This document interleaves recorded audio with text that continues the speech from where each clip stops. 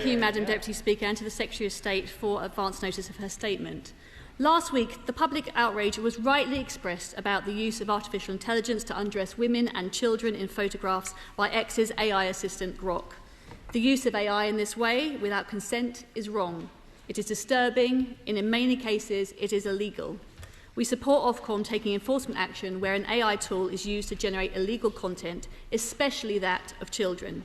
We support the government's stance on notification tools. X itself has warned of consequences for anyone prompting Grok to make illegal content. The tools in question have been put behind a paywall for the easy identification via name and bank details of anyone misusing them. Beyond the platform, however, the Internet Watch Foundation has identified cases where perpetrators have used Grok in tandem with other AI tools to generate Category A material. As the chairman of the Culture Select Committee has rightly said, such mainstream AI tools must not become an enabling step in the child abuse production pipeline. Madam Deputy Speaker, law already exists to deal with much of this. The Protection of Children Act, the Criminal Justice Act, the Sexual Offences Act, the Data Act when the government voted against Baroness Owen's tougher amendments, the Online Safety Act. These laws should be enforced, and we now await Ofcom setting out its next steps as an independent regulator. Regardless of the law, it is right to expect AI companies to anticipate and prevent misuse of products before their deployment through rigorous SHREDS teaming. For a law to deter, I accept the enforcement threat must be credible, but its use must also be proportionate. Notwithstanding the soft backpedalling of the Secretary of State today, the government's appendage swinging over the weekend was extremely serious. Ministers mooted as an urgent remedy the banning of a site of 21 million monthly users in this country, despite another minister guffawing that banning X was conspiracy theory number 3627. Madam Deputy Speaker, since its invention, the internet and social media have been misused, often criminally, by people traffickers, paedophiles, fraudsters, the gutter dwellers of our society. Nobody is on their side. But government has never before proposed to wholesale block TikTok, Google or Facebook for the frequent and often flagrant misuse of their sites. It is an extraordinarily serious move against a platform that can be used for good, for uncovering scandals, sparking democratic revolution and allowing day-to-day the free exchange of ideas, including ideas we don't like. It is that very power for good that sees Iran's mullahs reach to block the internet in the face of courageous protesters. This episode poses legitimate questions about who holds power in the internet age. Many worry about the accrued influence of big tech titans, myself included. But, Madam Deputy Speaker, they worry too about the power of government to divert, hide and duck accountability. They worry about this government. The uncomfortable truth for all of us is that some of this imagery sits in a legal grey area. What Grok produced at scale in 2026 is a modern-day iteration of an old problem, from crude drawings to Photoshop. Grok is not the only tool capable of generating false or offensive imagery, and not all of this content will cross the threshold into illegality. Plenty of it is sick, degrading, morally repugnant, but it does not cross the criminal threshold. What then is the Secretary of State proposing to do about the difficult enforcement choices that a regulator or police force must make? Because the risk is that with finite resource in a highly politically sensitive environment, regulators could be diverted from pursuing the most abhorrent and dangerous crimes.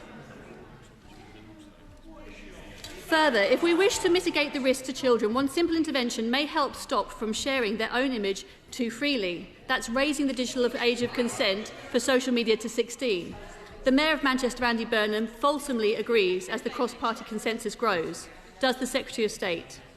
Madam Deputy Speaker, the Secretary of State knows that there are geopolitical consequences to her rhetoric. Figures close to President Trump have already threatened sanctions. Has the Secretary of State engaged with the US government? Has she been advised on the nature of any retaliation were the UK government to block X? The US-UK tech deal has already been paused. We need clarity on what else is at stake. To conclude, Madam Deputy Speaker, the Tech Secretary has said, this government is as determined to ensure women and girls are safe online as we are to ensure they are safe in the real world. To this end, will she be ensuring the government enforces against itself for its failure to advance the rape gang inquiry, its failure to stop puberty-blocking trials, its failure to implement guidance on single-sex spaces, its inability to deport illegal migrants who have committed sex offences? For while this government rightly worries about the online sphere, and we support them, there is plenty to be getting on with in the real world. Secretary of State. Really? Is that the best you could do? About the Conservative Party now? I was going to say at the beginning I was grateful to the Honourable Lady for her support for action from Ofcom, for its investigation, their support for our action on banning nudification apps, and that I hope she and her party actually vote for the crime and policing bill at the final stages. But may I just say here, she then began her own campaign of misinformation in the House. I merely stated the facts about the Online Safety Act, which that there is a backstop power in the OSA, which I remind the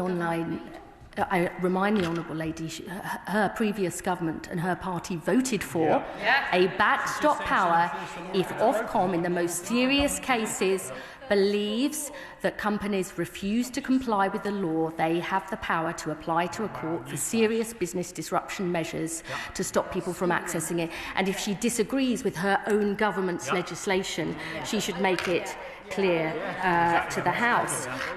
The legislation is actually extremely clear that it is a criminal offence to share or attempt to share intimate, non-consensual intimate images.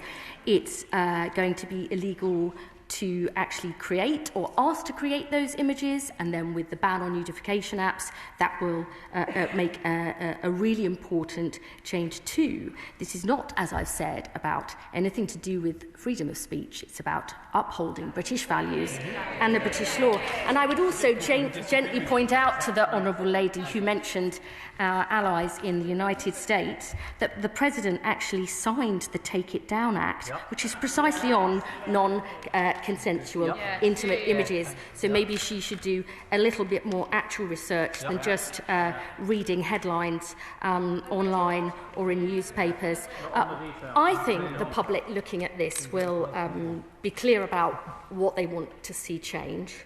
I genuinely hope that this is something across the House that we can work on. You know, I actually believe that it is because I'm such a champion of freedom of speech that I want women to not feel that they are bullied, harassed of any platform, so their views and voices can be heard. And I can see by her colleagues' faces they may wish that the Honourable Lady took the same approach too. Chair of the Select Committee, Chianwara. Thank you, Madam Deputy Speaker.